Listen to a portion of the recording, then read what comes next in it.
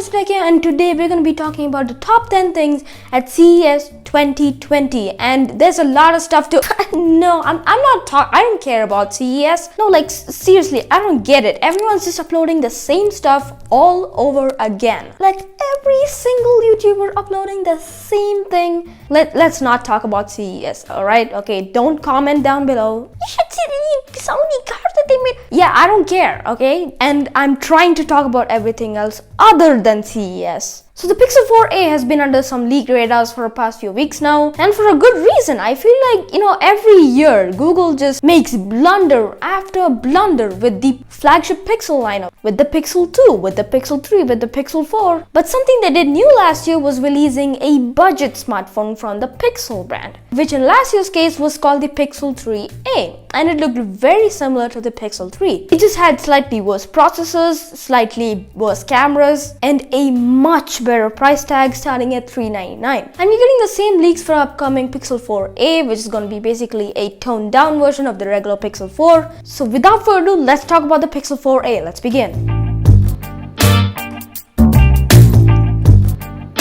I've told Google this many times, if you really want to get some sales charts on those numbers, you really need to start going to another target demographic, because the flagship market is just not working with Google right now. It's like they're releasing inferior hardware at really high prices. At that prices, you have Galaxy phones, you have iPhones, you have Huawei phones, you have so many other options that are, at least in my mind, way better options than the Pixel 4. But with the budget segment, it's a completely different scene. Samsung, they exist in the budget segment, but not as big as some of the Chinese manufacturers. Xiaomi, they got Huawei or Honor. You have Vivo, you got Oppo, you got a lot of competition down there, but you're really not trying. And so that's what the Pixel 4a is for. And I feel like for once they actually listened, they actually thought. And I feel like with the flagship Pixel, they're just like, okay, how can we screw this all up so bad, but then with the budget phones, they somehow get it right? Okay, so enough beating around the bush, let's talk about the phones themselves. So these leaks are coming from courtesy of OnLeaks, of course, very reliable leakers. They tend to give very accurate representation of what the smartphone is going to be way before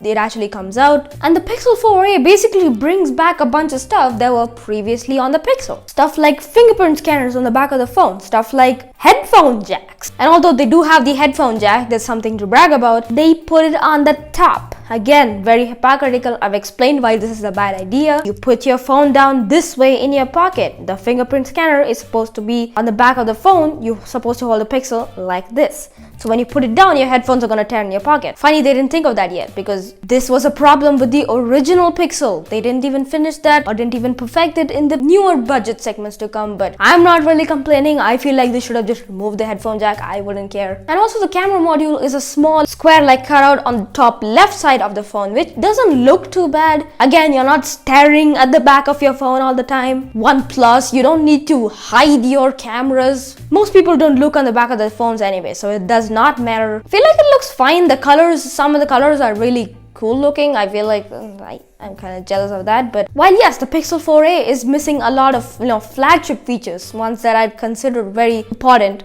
But the reason we can forgive all that is because it starts at $399, which is a completely different market. All these Chinese phones, you got Xiaomi phones, you got Oppo phones, you got Vivo phones there. This is kind of giving the stock Android experience or the optimized experience to the lower segment, where companies don't really embrace the full power of Android. They don't really show us what Android can do because they just slap their skins on top. And I feel like the Pixel 4a will be a good competitor to that segment. And again, they're going to keep around the same, great cameras that we're seeing. Hopefully they add 4K at 60. But I'm guessing they won't do that. But it's fine because it's $399. And this was not planned, but then the SE2, the iPhone SE2 is also coming out around this time in March, February. Around this time it's coming out, and the SE2 might just be a very good competitor to the Pixel 4a. So might be a direct competitor in that space, or even the Galaxy Note 10 Lite or the S10 Lite that we saw in CES, trying to avoid all the CES stuff, but this did come out at CES, and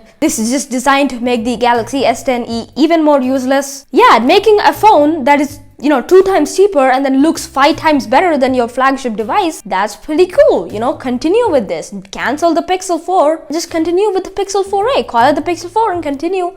as your main competitor. Don't try on that higher segment because you're clearly not good at it. The punch hole setup again is borrowed from Samsung. Again, you can copy manufacturers all you want unless it's making your product better. In this case, it doesn't really make it better because I feel like the camera bump doesn't really give that much of an advantage, but I guess it looks cool. I mean, it's not a notch, right? I mean, I'd still take it over the humongous Pixel 3 XL notch, but just saying, bring up points. Also, no water resistance, no wireless charging, both of which I really like. I feel like every smartphone should have that, but again, lower price, keep your expectations low. And yeah, I'm genuinely excited. Like, I'm actually excited to see what Google will do with this. Like, a lot of stuff we're expecting from Google this year, and I hope the Pixel fight doesn't happen. Anyways, that's pretty much it. Let me know what you think about all these leaks in the comments down below. And that this is Yahoo Sheep here, and A stands for the actual Pixel 4, and I'll see you on the next one.